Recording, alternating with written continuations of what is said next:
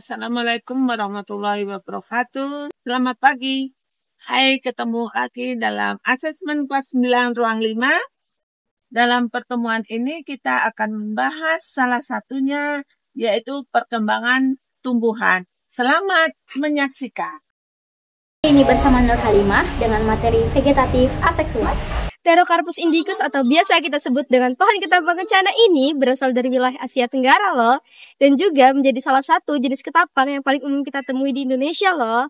Pohon ketapang kencana juga termasuk dalam perkembangbiakan vegetatif alami. Karena bisa berkembang biak melalui penyebaran biji, tunas adventif, dan oh iya, mungkin menurut kita pohon ketapang kencana ini digunakan untuk hiasan dan peneduhan saja. Tapi selain sebagai hiasan dan peneduhan, pohon ketapang kencana ini bisa juga bermanfaat dalam menyerap karbon dioksida, pengelolaan ekosistem, dan industri kayu yang membuat perabotan ataupun kerajinan tangan. Apart from that, ketapang kencana also has interesting facts, such as considered the national tree in the Philippines and can treat skin problem. My name is Nur Halimah. Thank you so much. Materinya menarik bukan? Selanjutnya yaitu Muhammad Nopal Dwi Arianto. Nama saya Muhammad Nopal Dwi Arianto. Makhluk hidup membutuhkan energi yang didapat dari sumber energi untuk melaksanakan berbagai aktivitas. Sumber energi terbesar di bumi adalah matahari. Energi matahari berupa cahaya dan panas yang bermanfaat untuk kehidupan di bumi. Tanpa matahari, kehidupan di bumi tidak akan ada. Matahari juga berperan sebagai pusat tata surya yang dikelilingi oleh 8 planet termasuk bumi. Sun is a renewable energy source because the sun's energy will not run out if used continuously. There are many benefits from the sun. Let's move on to our topic, namely Risdayana Dewianti.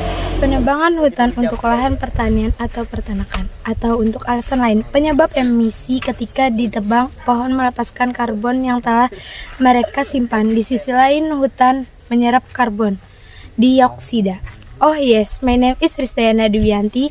Selain dari penebangan hutan, kebakaran juga dapat disebabkan oleh globalisasi. Pada tahun 2023, hutan di Sampit terbakar dengan suhu yang sangat tinggi karena sedang musim kemarau. Ini juga merupakan salah satu dampak dari globalisasi. Forests are destroyed. Nature's ability to protect the atmosphere from emission is also reduced. Wow, there are lots of friends causing global warming. Let's look for more information from our friend Marsha Zezika Cindy. Nama saya Cindy. Kalian tahu tidak cara kerja sistem reproduksi wanita? Sistem reproduksi itu merupakan kumpulan organ dan struktur dalam tubuh yang bertanggung jawab untuk menghasilkan keturunan atau reproduksi. Sistem reproduksi wanita terdiri dari vagina, cervix, uterus, endometrium, tuba fallopi, infundibulum, ovarium, dan rahim. Bekerja sama untuk menjalani fungsinya.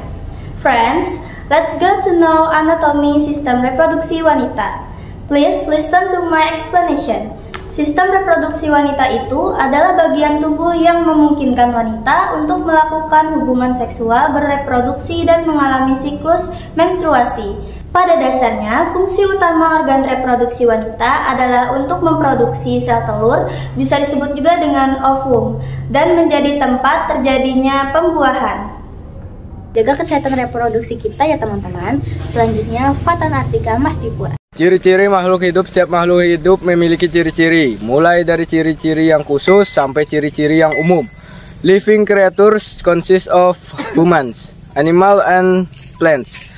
Masing-masing darinya memiliki ciri-ciri meskipun tidak selalu sama.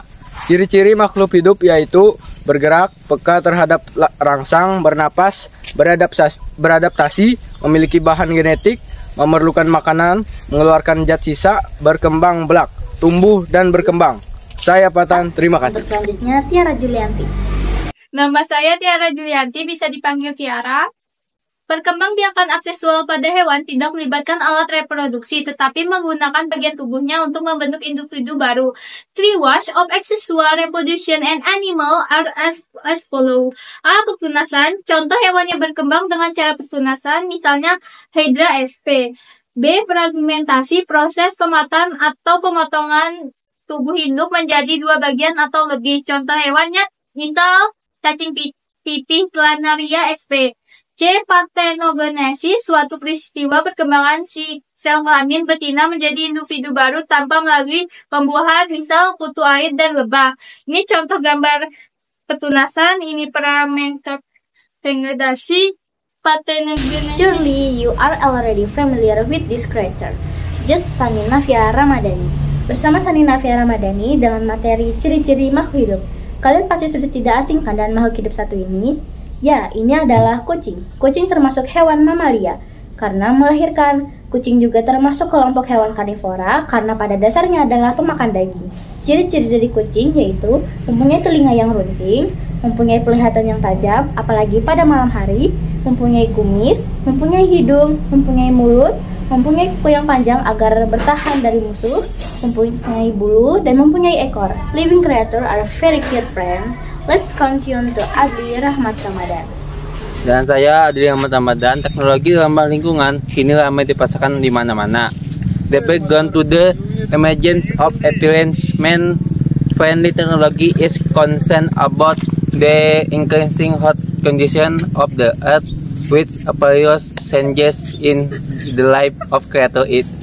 Contoh teknologi ramah lingkungan ini antara lain di pool biogas panel surya, pembangkit listrik tenaga air, pembangkit listrik tenaga angin. Dengan adanya teknologi ini, diharapkan bumi bisa terjaga dari berbagai kerusakan di masa mendatang. Yuk mulai sekarang pakai teknologi ramah lingkungan. Untuk selanjutnya, Mita Putri Alia. With me, Mita. This time I will present material about conventional biology. Prinsip dasar bioteknologi konvensional bisa memanfaatkan mikroorganisme utuh secara langsung tanpa proses rekayasa sehingga pemanfaatannya masih sangat terbatas. Bioteknologi konvensional biasanya dilakukan secara sederhana dan diproduksi tidak jumlah yang sangat besar. Bioteknologi konvensional yang sering kita dengar di kehidupan sehari-hari adalah teknik fermentasi, seperti pembuatan tempe, tape, dan juga kecap. Sekian paparan materi dari kelompok kami. Mohon maaf apabila ada kesalahan. Semoga ilmu yang kami beri dapat bermanfaat bagi kita semua. Terima kasih. Wassalamualaikum warahmatullahi wabarakatuh.